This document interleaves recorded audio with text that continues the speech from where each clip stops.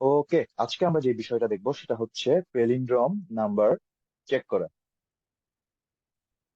So আমরা যদি একটু বোঝার চেষ্টা করি what is palindrome number, if the reverse number is the same as the original number then the number is a palindrome. Like আমি যদি একটা এক্সাম্পল দেওয়ার চেষ্টা করি, 1001, এই নাম্বারটাকে আমরা যদি রিভার্স করার চেষ্টা করি তাহলেও আমরা দেখবো সেটা 1001ই হচ্ছে।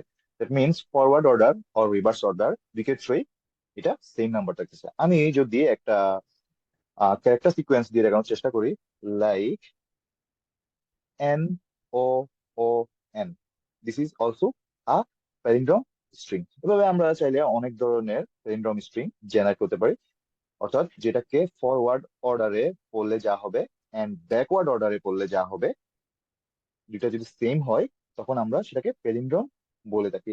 লাইক 121 একটা palindrome number, 1221 it's also a palindrome number, at the same time 111 it's also a palindrome number. Okay, তো আশা করি আমরা বুঝতে পারছি what is palindrome number or palindrome sequence or palindrome string. Okay, এখন আমরা করার চেষ্টা করব এটা আমরা কিভাবে চেক করতে পারি যে একটা সিকোয়েন্স অর একটা নাম্বার পেলিন্ড্রোম কিনা। আশা করি আমরা মোটামুটি চিন্তা করে ফেলতে পারছি যে এটা করতে আমাকে কি করতে হবে। লাইক আমি যদি একটা ইম্পোর্ট নিই স্ট্রিং, আমি সেটা স্ট্রিং আকারে ইম্পোর্ট নিই। লাইক আমি যদি এসটি ইনপুট নেওয়ার একটা হিন্ট প্রোভাইড করি, এখন আমরা তার লেন্থটাকে মার্ক করে রাখি লেন্থ ফাংশন ইউজ করে। ওকে, আশা করি আমরা সবাই চিন্তা করতে পারতেছি আমি যদি এই স্ট্রিংটার রিভার্স স্ট্রিংটা বের করে রাখি and main string and the reverse string কে তুলনা করি, দেন তারা যদি ইকুয়াল হয় তাহলে আমরা বলতে পারি দে আর প্যালিন্ড্রোম অর নট। লাইক আমি যেটা বলেছি সেটা যদি আমি করার চেষ্টা করি, রিভার্স স্ট্রিং, আমি একটা ভেরিয়েবল নিলাম রেপ এসটি নাম দিলাম সেটার, দেন আমি যদি আমার মেইন স্ট্রিংটাকে রিভার্স করি, রিভার্স করার আমার অনেকগুলো ওয়ে আছে। আহ আমরা নিজেরা ফাংশন লিখতে পারি বা অনেকগুলো ওয়ের মধ্যে আমি যদি ভেরি কমন একটা ওয়ে যেটা পাইথন আমাকে প্রোভাইড করে সেটা ইউজ করি, সে চলে আসবে আমার ভেরি লাস্ট ইন্ডেক্সে, দেন আরো এক কমবে, দেন আরো এক কমবে, দেন আরো এক কমবে, এন্ড দেন জিরোতে এসে সে থামবে, অর্থাৎ রিভার্স অর্ডারে আমার স্ট্রিংটা প্রিন্ট হবে। আমরা এভাবে চিন্তা করতে পারি। ওকে, এখন আমি যদি তুলনা করি, লাইক আমার এসটি ইকুয়াল ইকুয়াল যদি আমার রিভার্স স্ট্রিং হয় তাইলে আমি বলতে পারি যে তারা প্যালিন্ড্রোম। লাইক আমি যদি প্রিন্ট করি প্রিন্ট প্যালিন্ড্রোম, এলস যদি সেটা না হয় তাহলে আমি প্রিন্ট করতে পারি যে নট। ওকে, এবার আমরা আবার ট্রাই করি 122, this string method not palindrome. আমরা যদি আগের গুলার জন্য একবার চেক করে আসি, লাইক 1221,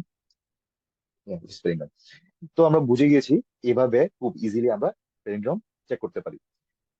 কিন্তু আমরা যদি একটু খেয়াল করি এটার জন্য আমাকে আমার স্ট্রিংটা পুরোটা ট্রাভার্স করা লাগতেছে, বা this is very conventional procedure, বা আমরা বলতে পারি আমাদের ডেফিনেশনের সাথে মিল রেখে আমরা এই কাজটা করলাম।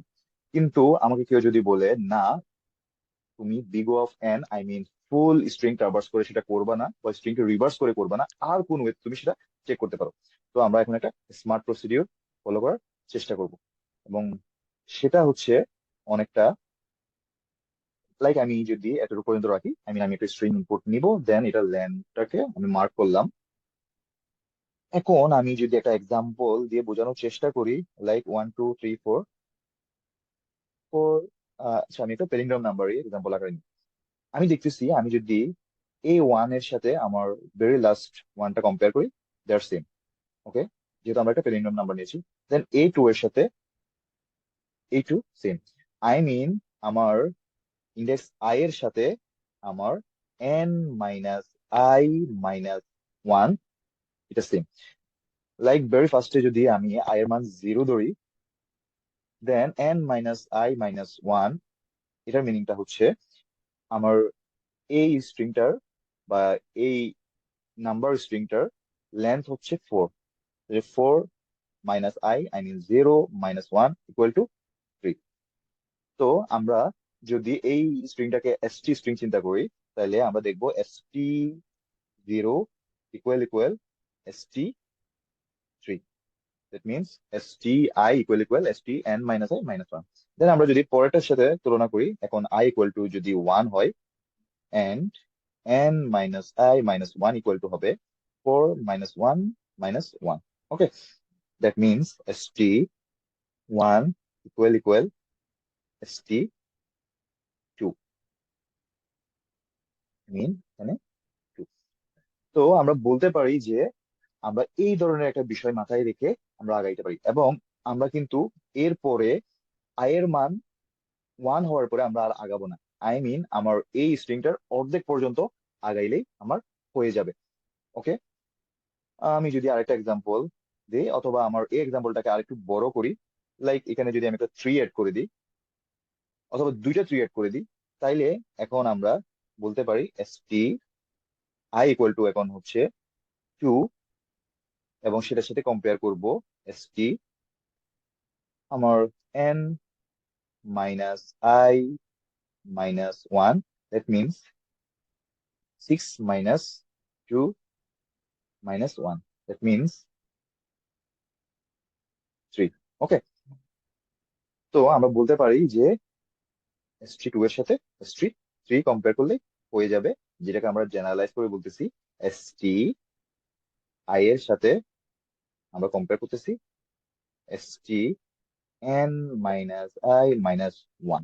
ওকে, তো আমরা যদি এটাকে কোডে কনভার্ট করার চেষ্টা করি, ফর I ইন রেঞ্জ, আমরা লুপ চালাবো 0 থেকে স্টার্ট করে আমার n পর্যন্ত। যদি চালানোর চেষ্টা করি তাহলে আমাকে এইভাবে লিখতে হবে, কিন্তু আমরা n পর্যন্ত চালাবো না, আমরা চালাবো n/2 পর্যন্ত, এবং আমি সেটাকে ইন্টিজারে কনভার্ট করে দিব, করে দিলাম। দেন আমার লুপ এক এক করে বাড়বে। দেন আমি চেক করব STI not equal to STN minus I minus 1 কিনা। যদি না হয়, আই মিন যদি আমার ভেরি ফার্স্টের সাথে শেষের দিকে ভেরি ফার্স্ট, সেকেন্ডের সাথে শেষের দিকে সেকেন্ড, থার্ডের সাথে শেষের দিক থেকে থার্ডের যদি কোনো একটা জায়গায়, লাইক আমি যদি এই জায়গায় একটা 1 চিন্তা করি, এটা প্যালিন্ড্রোম না, কারণ আমার প্রথম দিক থেকে বা ফরওয়ার্ড অর্ডারের সেকেন্ডের সাথে ব্যাকওয়ার্ড অর্ডারের সেকেন্ডের ম্যাচ করতেছে না। যদি আমরা এরকম একটা কেসও পাই, তাহলে তো আমরা বলে দিতে পারি প্যালিন্ড্রোম না। বাট যদি আমরা ম্যাচ পাই, তারপর আমরা ডিসিশন নিতে পারবো না, লাইক প্রথমটার সাথে কিন্তু ব্যাকওয়ার্ড অর্ডার প্রথমটা মিলে গেছে, তারপরও এটা প্যালিন্ড্রোম নাও হইতে পারে। এই কারণে আমি বলে দিব যে এটা প্রিন্ট নট প্যালিন্ড্রোম, অর্থাৎ যদি ম্যাচ না হয় আমরা ডিসিশন নিয়ে নিতে পারি নট প্যালিন্ড্রোম। ওকে, এখন কোয়েশ্চেন হচ্ছে, যদি ম্যাচ করে এটার জন্য আমরা কি করতে পারি? আমরা তাহলে কি এখানে একটা এলস দিয়ে দিব? না, এলস দিলে আসলে হবে না, কারণ ম্যাচ না করার কন্ডিশন না পাইলে, সে যদি একবার ম্যাচ করার কন্ডিশন পেয়ে যায়, তখন যদি প্যালিন্ড্রোম প্রিন্ট করে ফেলে, আমি কিন্তু রাইট আনসার পাচ্ছি না। কারণ প্রথমে একবার ম্যাচ করে গেলেও পরে যায় ম্যাচ না করতে পারে, এরকম কেস চলে আসতে পারে। ওকে, তো নট প্যালিন্ড্রোম পাইলে আমরা কিন্তু এটা প্রিন্ট করে ব্রেক করে দিতে পারি, আমাকে তখন কিন্তু আর বেশি কিছু চিন্তা করতে হবে না। তো প্যালিন্ড্রোম কি প্যালিন্ড্রোম না, এটার ক্ষেত্রে নট প্যালিন্ড্রোমটা যত ইজিলি আমরা বের করতে পারতেছি, বাট প্যালিন্ড্রোম বের করার জন্য আমাকে যেটা করতে হবে, আমাকে একটু মার্ক করে রাখতে হবে। লাইক আমরা যদি এটা একটু মুছে দিই আমার কোডটাকে ক্লিন করার জন্য, আমাকে একটা ফ্ল্যাগ ইউজ করতে হবে। ফ্ল্যাগ, আমি সেটাকে ইনিশিয়ালি 0 করে দিলাম। তো কোনো কারণে আমি যদি এই কেসে আসি, আই মিন যদি ম্যাচ হয় নাই এরকম কোনো কেস পেয়ে যাই, তাহলে আমি আমি বলবো হ্যাঁ আমি এখানে আসছি, আমার ফ্ল্যাগকে 1 করে দাও। তো ফ্ল্যাগকে 1 করে দিয়ে, আর যেহেতু এখানে এটাতে আসলে ব্যাক হয়ে যাবে, তো আমরা বলতে পারি এই কেসটা ফেস করার সাথে সাথে সে লুককে ব্রেক করে দিবে এন্ড নিচে চলে আসবে। দেন আমরা বলতে পারি আমরা ফল লুপ থেকে বের হয়ে যাব, এবং বের হয়ে আমরা চেক করে দেখতে পারি যে সে নট প্যালিন্ড্রোমের কেসে গিয়েছিল কিনা। যদি আমরা চেক না করে এমনি বাইরে লিখি, তাহলে নট প্যালিন্ড্রোম হইলেও পরে এসে সে প্যালিন্ড্রোম আবার প্রিন্ট করে দিবে। তাই আমাকে চেক করতে হবে, ফ্ল্যাগ নট ইকুয়াল টু 1 হইলে, আই মিন এখানে না আসলে, দেন তুমি প্রিন্ট করো যে দিস ইজ প্যালিন্ড্রোম। ওকে, মোটামুটি আমাদের কাজ শেষ। অর্থাৎ আমরা আমাদের স্ট্রিং সিকোয়েন্সের অর্ধেক ট্রাভার্স করেও চেক করতে পারি যে এটা প্যালিন্ড্রোম কি প্যালিন্ড্রোম না। এখন কোয়েশ্চেন আসতে পারে, যদি আমার এটা বিজুড় হইতো, আমি কিছুক্ষণ আগে যে এক্সাম্পলটা দিয়েছি সেটা যদি 1 2 3 2 1 এই টাইপের হইতো, তাহলে কি হইতো? এটার সাথে এটার কম্পেয়ার হইতো, টু এর সাথে এই টু এর কম্পেয়ার হইতো, তাহলে এটার কি হবে? এটার ক্ষেত্রে অ্যাকচুয়ালি যেটা হবে, যেহেতু আমরা বলতেছি আমাদের লুপটা চলবে n/2 পর্যন্ত, তো আমি যদি এটার সাথে কম্পেয়ার করি 5/2, এবং সেটাকে যদি আমি ইন্ট করে দিই, তাইলে হবে, I mean floor of 2.5। Floor of 2.5 কে আমরা বলতে পারি যে 2। ওকে, দ্যাট মিনস এটা অ্যাকচুয়ালি চলবে, এই যে এখানে 2 হয়ে যাবে। তাহলে 0 থেকে 2 পর্যন্ত, মানে আমরা জানি পাইথনের ক্ষেত্রে সেটা 2 - 1 পর্যন্ত কাজ করে। দ্যাট মিনস 0 and 1 এর জন্য কাজ করবে।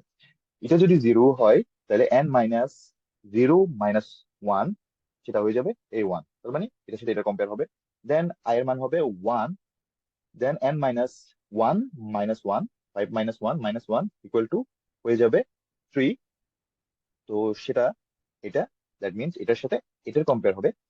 আর আমরা বলতেছি 1 পর্যন্ত আমার লুপটা চলবে, দ্যাট মিনস এই 3 এর ক্ষেত্রে সেটা আসলে কাজই করবে না, মানে এই 3 পর্যন্ত আসবে না। এটা না আসলে আমার কোনো সমস্যা নাই, কারণ এটার সাথে এটা তুলনা করার তো কিছু নাই। এখন কোশ্চেন আসতে পারে, স্যার যদি এটা একটা বাড়ে, তখন তো আমার n এর মান হয়ে যাবে 6। আর এটা যদি 6 হয়ে যায় ডিভাইড বাই 2 করলে, এটা তো তখন আর ইয়ে থাকবে না, 3 হয়ে যাবে। দেন এটাও 3 হয়ে যাবে। তখন এটা 3 হইলে 3 এর আগ পর্যন্ত, আই মিন 2 পর্যন্ত আমার লুপটা চলবে। দেন 2 এর সাথে n - 2, that means 6 - 2 equal to 4 - 1 equal to 3। That means 2 এর সাথে 3 এর কম্পেয়ার হবে। এটা টোটালি নাইসলি কাজ করবে। ওকে, তো আমরা এটাকে কমেন্ট করে দিই, আর আমরা এই বিষয়গুলোকেও যদি কমেন্ট করে দিই, এবং আমি আমার কোডটা যদি রান করি,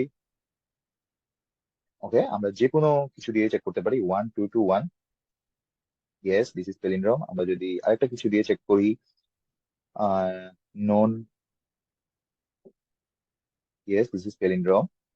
আমরা যদি এবার পেলিন্ড্রোম না এমন কোনো নাম্বার দিয়ে চেক করি, 1 2 1 2, ইয়েস দিস ইজ নট পেলিন্ড্রোম। দেন আমরা যদি আরেকটা চেক করি, লাইক 1 1 1, এরা পেলিন্ড্রোম কিনা? ইয়েস, দে আর পেলিন্ড্রোম। তো আশা করি এটা বোঝা গিয়েছে। যাদের ইচ্ছা তোমরা চাইলে আরো যে কোনো স্ট্রিং বা যে কোনো কিছু দিয়ে চেক করে দেখতে পারো যে কারেক্ট আনসার পাচ্ছ কি পাচ্ছ না। তো এই পর্যন্তই।